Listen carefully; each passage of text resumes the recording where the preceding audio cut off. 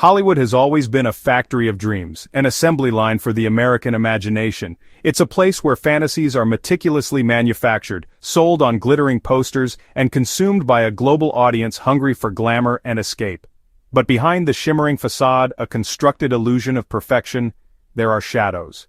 Deep, dark secrets the powerful studio system worked tirelessly, and often ruthlessly, to bury. The price of admission to this dream world was often a piece of your soul and your past.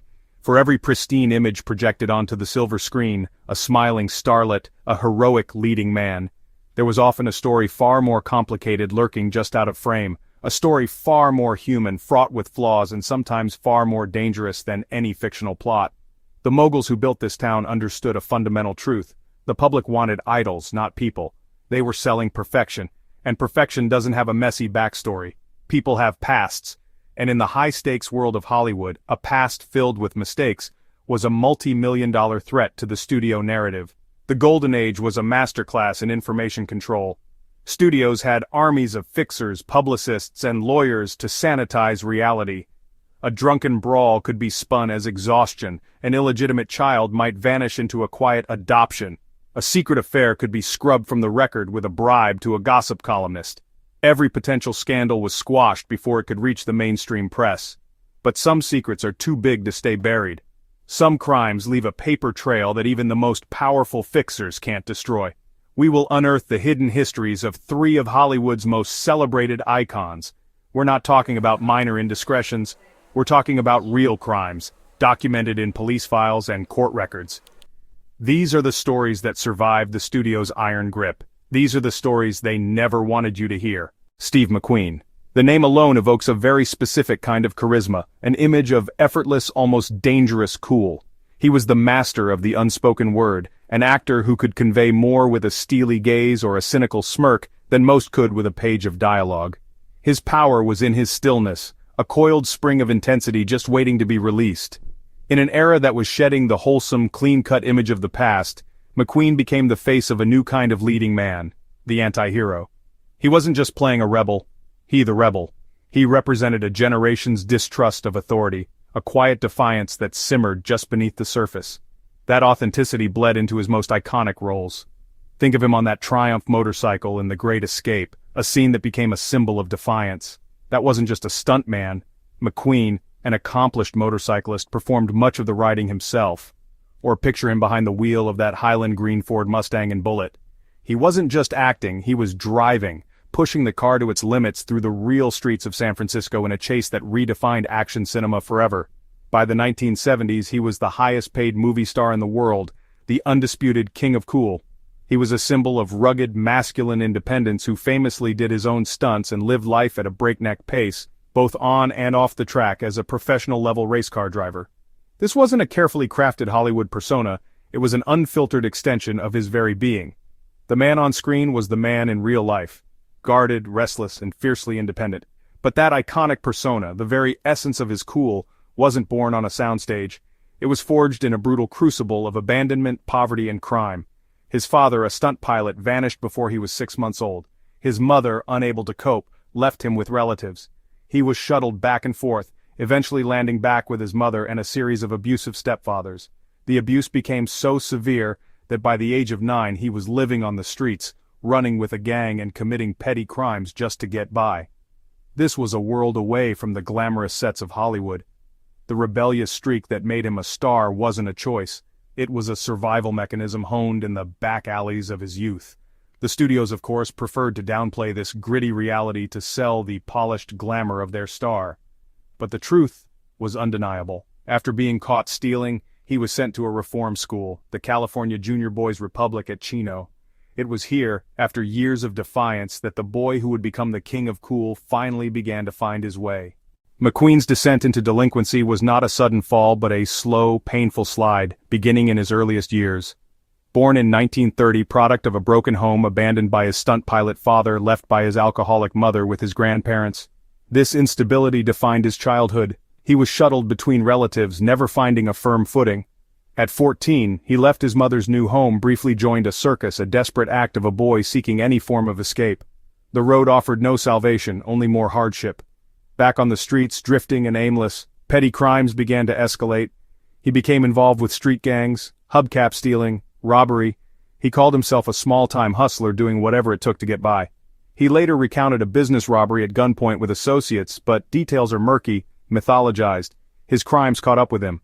At 16 in 1946, he was sentenced to the California Junior Boys Republic at Chino. McQueen's escape from his criminal past, not a single dramatic jailbreak, but a slow, grinding process of reinvention.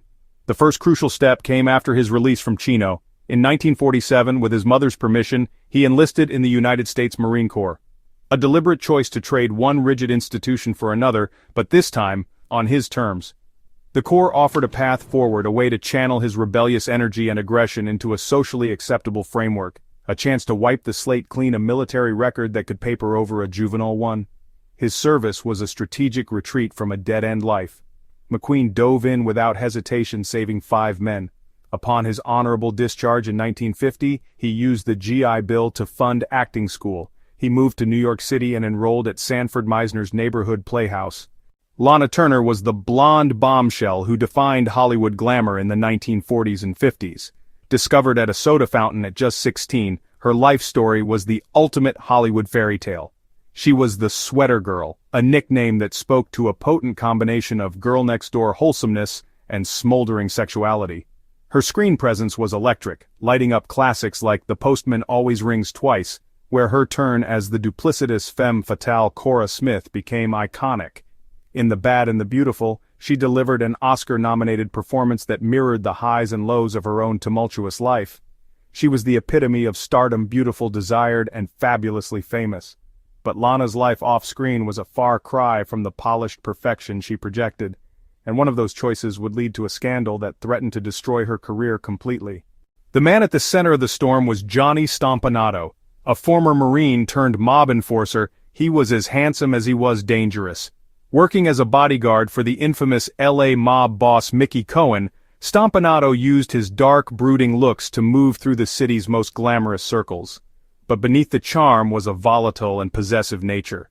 His relationship with superstar Lana Turner was a tempest of passion and violence, fueled by his explosive jealousy. Stompanato was intensely jealous and physically abusive. His paranoia was so extreme he would stalk her on film sets, a menacing presence just out of frame, leaving bruises that studio makeup artists had to carefully conceal. The situation boiled over in England during the filming of Another Time, Another Place. Convinced Turner was having an affair with her co-star, a young Sean Connery, Stompanato stormed onto the set and pulled a gun. But Connery, a former bodybuilder, swiftly grabbed Stompanato's wrist, disarmed him, and knocked him flat. The final fateful night was Good Friday, April 4, 1958. A furious argument erupted after Lana attended the Academy Awards without him. She had been trying to end their destructive relationship, but Stompanato refused to let her go. According to later testimony, the fight escalated. He threatened to kill Lana and her mother, who was also in the house. He allegedly snarled that he would cut up that pretty face and destroy her career. Listening from her bedroom, terrified, was Lana's 14-year-old daughter, Cheryl Crane. She had witnessed Stompanato's violent outburst before and, hearing the threats, she genuinely feared for her mother's life. Fearing the worst, Cheryl ran to the kitchen, grabbed a carving knife, and returned to her mother's pink marbled bedroom, a space now thick with menace and desperation. As Stompanato lunged towards Lana, Cheryl pushed the door open. The blade plunged into his abdomen. He staggered back in disbelief and collapsed onto Lana's pristine white rug. A private tragedy soon became a public spectacle. The moment news broke, the story exploded into a global media sensation, creating one of the most infamous scandals in Hollywood history. The subsequent coroner's inquest was the trial of the century. It was broadcast on television and radio, captivating a nation. The key witness was Lana Turner herself. Taking the stand, she delivered the performance of her life. Dressed demurely, she broke down in tears. Her personal love letters to Stompanato were also read aloud. The strategy worked perfectly. The jury at the inquest took less than 30 minutes to rule the killing a justifiable homicide. Cheryl Crane was cleared of any wrongdoing. Her next film, Imitation of Life, released in 1959, was a colossal box office success. The film's plot, which featured a dramatic mother-daughter conflict, resonated deeply with the public, who flocked to see the real-life drama queen on screen. She had navigated the greatest crisis of her life and emerged more famous and successful than ever. Charles Bronson was the face of cinematic vengeance. With his weathered face, piercing eyes, and quiet menace, it came from extreme hardship. The 11th of 15 children. To Lithuanian immigrants in a Pennsylvania coal mining town, poverty defined his childhood. Young Charles was arrested multiple times for assault and battery. He and his brothers robbed local stores. He was arrested for robbery. A sentence could have sent him to prison. In the 1950s, he changed his name to Bronson, his World War II service as an aircraft gunner. They saw a man who'd lived toughness. His criminal record became an unspoken resume. Human beings behind the immortal glow of the silver screen.